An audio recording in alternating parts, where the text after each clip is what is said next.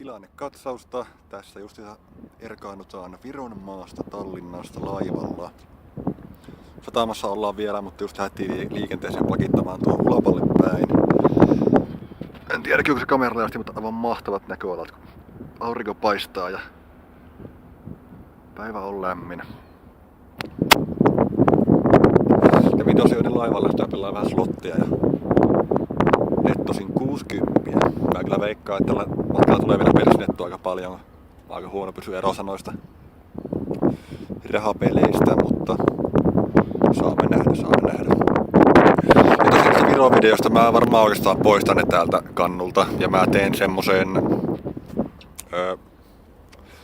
parhaat palat Viron reissusta klipiin, kun pääsen kämpille omalle koneelle editoimaan niitä, niin saadaan tehokkaampaa koneetta alle. Nimittäin tuo meikän, mikä tuolla Virossa oli käytössä, niin se ei oikein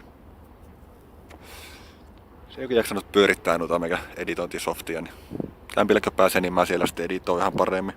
Ja tein tosiaan semmoset parhaat päskät. Se tulee reissun kohokohdat. Joo, tässä siemailen kaffetta ja fiilistelen päivää. Katselemme.